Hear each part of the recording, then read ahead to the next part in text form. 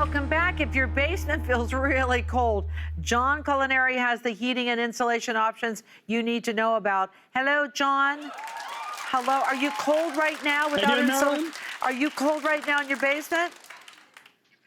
So I have partial insulation. Okay. The main delivery comes in 2 days, but I do have my heat. So it's a nice 68 downstairs here in the basement. Hey, it's so good to see you. Everything good with you? Everything is great. It is actually snowing in New Jersey. So this segment is perfect for what we're going to talk about right now. Okay, we're going to start with heating options. There's 3 things you want to tell us about, so take it away. All right. So the 3 main heating options inside of a house, you're going to see forced hot air, which is that blown air that is noisy, not the most economical. You're going to see that in a lot of multifamily units. A lot of new construction does it these days also because it's cheaper than doing your baseboard heat. That is your second option. Baseboard heat is one of the most economical ways to heat your house. It's a great heating source, but it's a little more costly because you're running those copper lines around the perimeter of your house.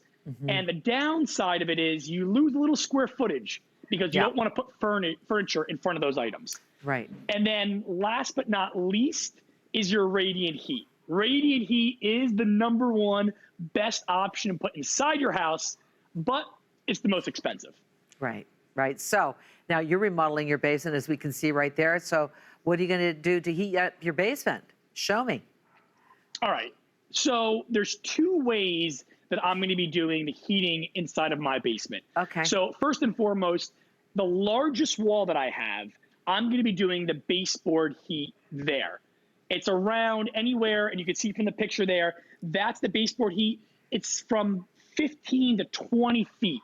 So you're going to find the largest wall, perimeter wall, and that will be your baseboard heat that you're going to put there. It's a great heating source, and it's going to be one of the main heating sources downstairs in my basement because I have over 1,000 square feet. Okay, okay. So that decision was readily made as soon as you looked at like, did you change your mind about what heat when you first moved in and having this kind of open space? Yeah, so I have 2 ways of heating my house currently right now. Okay. I have baseboard heat upstairs, so I'm adding on to that zone. So all I'm doing is adding an extra zone to my system. So I already have my boiler, it's already set up. The next option that I have is also the radiant heat. Yeah. So I have radiant heat upstairs. I'm also putting it downstairs with the new heat system. This is the most economical way of when you're doing a renovation. New heat is the #1 way to go because it's not costly and you're heating it with electric heat. So I'm doing it in 3 different zones downstairs in my basement. I have the bathroom that I'm doing, I have the mud room, and I have my office area. They're all controlled off of their own thermostats, Wi-Fi thermostat. It's amazing. And on top of it, it's such an easy install. As you can see there, all you're doing is putting down a plastic membrane system. That's going to help any of the tiles so you don't have any of the cracks.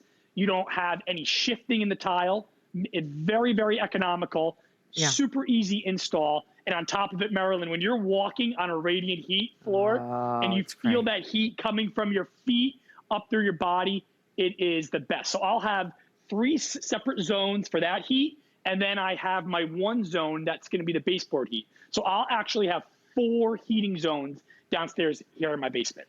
Okay, so let's talk about insulation now. For basements in general, I don't know what you're choosing, but what do you suggest? All right, so if you remember, we did a segment a couple months ago. I had flooding downstairs here in my basement, right? I waterproofed all the walls, got that done. Now, as you can see behind me, I have all the rough mechanicals done. I have the framing up. Now it's time to insulate. So first way to insulate is you have your fiberglass insulation.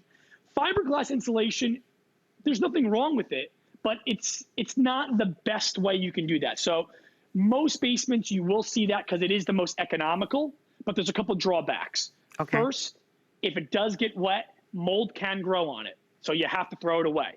Again, water could happen down here. I'm hoping it doesn't, but it's a possibility. Yeah. Second, it is not fire resistant. So if a fire does happen, it can catch on fire. And third, it gives some sound, but not a lot of sound densening. And that's what I need in my basement, because I have my office that I'm standing in, and I have the first floor of my house, which is a ranch.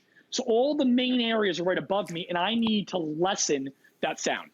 So what are you going to do? How are you going to insulate your basement? So what I'm doing, second way of doing it, is going with a rock wool. You can see behind me, I have the rock wool insulation. I have some of it already installed here.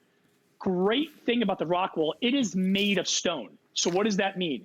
Since it's made of stone, that means that mold cannot grow on it. So if I do get water down here, all I have to do is put a fan on it, dry it out, it's good to go. You do not need to throw it away. It'll be fine. Second thing, on top of that, it is fire resistant. I am standing inside of what is going to be my office. I need to make sure that the kids aren't going crazy. I want to block out that sound. I have the main floor above me also that I'm really concerned about. And I have my mechanical room that is behind me as well. So having that fire resistant capability is going to protect my family if, God forbid, something happens. And the last thing, really the seller, this is what made me say I got to go with the rock wool, is the sound dampening, because it is the best way to kill those sounds. And I'm doing above me here, it's going to be a 6-inch insulation. So that means I'm not going to hear the kids running around going crazy. Well, you know, it's interesting too, now that we're doing a lot of things virtually and you have to have those important phone calls for your business, you want to make sure you have quiet. Yes. Right? Well, that's the biggest thing here. I do segments like I do segments for other shows. I'm down here. I need to stop that sound. My wife's got to stop yelling at me saying, John, you're too loud downstairs. But I'm your favorite show, John. You are the best show. That's the only one. The only one. I hope everybody heard that upstairs. Okay. So, great information. That is it. Anything else to add before we say goodbye? The last thing I just want to say is if you do have the budget, the last way that you can do anything is if you want to go with a spray foam, you can go with a spray foam insulation. Again, this is an insulation that you're not going to have to worry about mold. It is going to do the sound dampening. But the biggest thing with this, Maryland, this is the most expensive.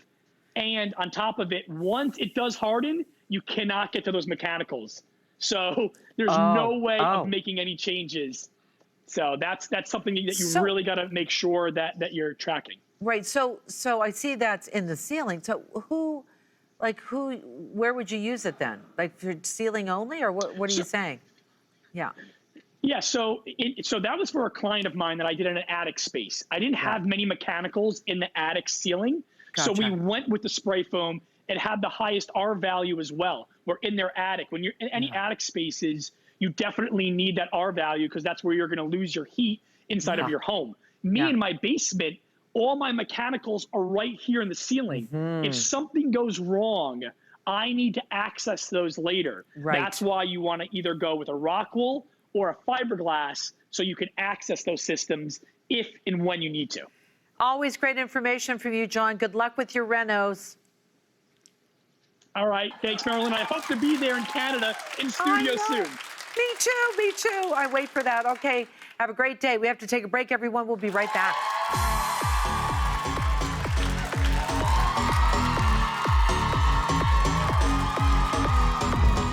Coming up, paging Dr. Mags to Maryland, transplant star Lawrence LaBeouf is here and revealing how much work actually goes into acting the part. Don't miss it.